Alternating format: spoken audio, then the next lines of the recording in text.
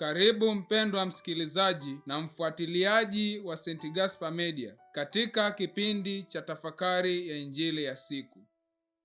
Leo Jumatano, juma la 14, kipindi cha kawaida cha mwaka A wa kanisa. Masomo ya leo, somo la kwanza linatoka katika kitabu cha nabii Hosea na Injili takatifu kama ilivyoandikwa na mwinjili Mathayo. Karibu tusikilize Injili. Yesu aliwaita wanafunzi wake 12, akawapa amri juu ya pepo wachafu wawatoe, na kupooza magonjwa yote na udhaifu wa kila aina.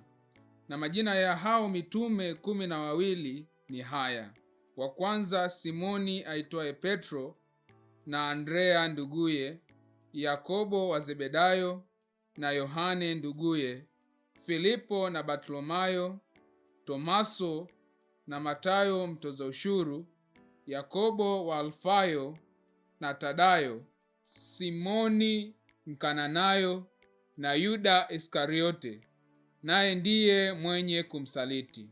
Hao thenashara Yesu aliwatuma, akawaagiza akisema, katika njia ya mataifa msiende, wala katika mji wowote wa Wasamaria msiingie. Afadhali shikeni njia kuwaendea kondoo waliopotea wa nyumba ya Israeli. Na katika kuenenda kwenu hubirini mkisema, ufalme wa mbinguni umekaribia. Neno la Bwana. Sifa kwako Kristo. Ndugu wapendwa, katika sehemu ya maandiko matakatifu katika Injili ya Mathayo tuliyoisikia hivi punde, aya ya 1 hadi ya 4 inatanguliza hotuba kuu ya pili katika Injili ya Mathayo inayojulikana kama hotuba ya kimisionari kwa mitume 12, ikitangulizwa na hotuba ya kwanza ya mlimani ambapo Yesu anatupatia heri 8.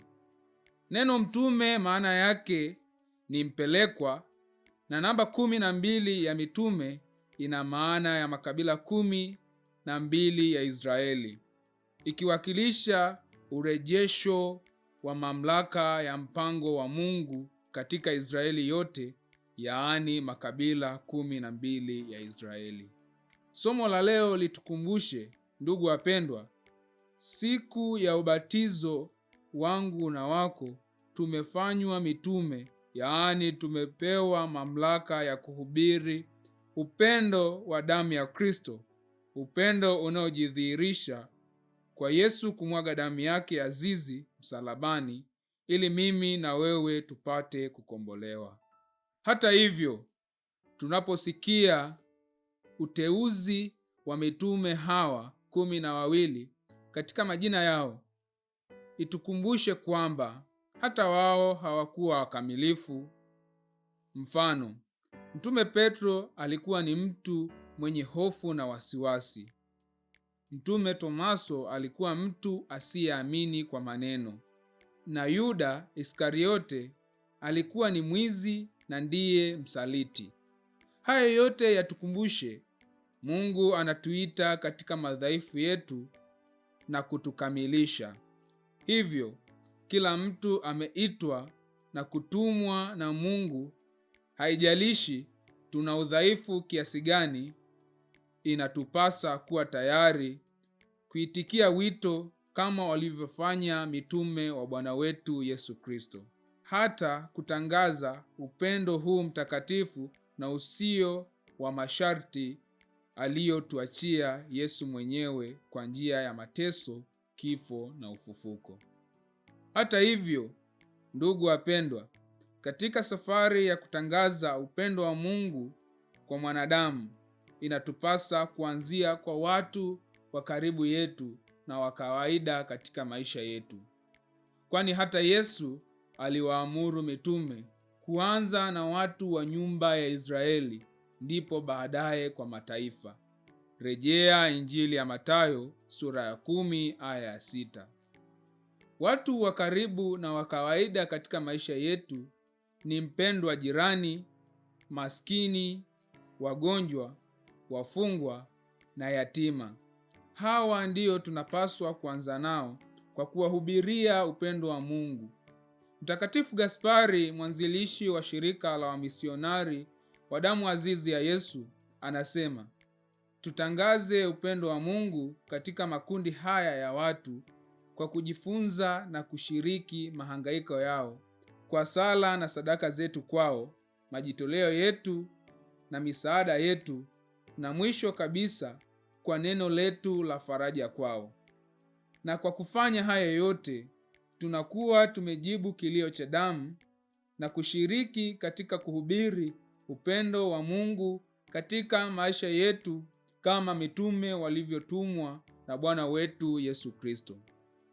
Ndugu wapendwa, katika kutimiza kazi na wito tulioitiwa hapa duniani, tuna changamoto na majaribu. Aidha, katika kila majaribu yanayotukumba katika kutumikia miito yetu, ikawe ni sababu ya sisi kutakatifuzwa na Mungu kutukuzwa. Mwisho kabisa, ndugu wapendwa, Yesu akawe mfano kamili katika utume na miito yetu, kwani katika yeye tunajifunza unyenyekevu, upole, upendo, utii, moyo wa msamaha na moyo wa kustahimili maumivu na majaribu katika nyakati zote. Na hata siku moja tukashiriki naye utukufu aliotuahidia wa heri ya milele. Na kushukuru kwa kutafakari pamoja nami Injili ya leo. Niliyekuletea tafakari hii ni mimi Frateri Florence Exupa Masingo wa shirika la wamisionari wa damu takatifu ya Yesu kutoka seminari kuu ya Mtakatifu Gaspari del Bufalo, Kola, Morogoro. Itukuzwe damu ya Kristo! Milele amina. Damu ya Yesu inatukinga na majanga yote yatusibuyo.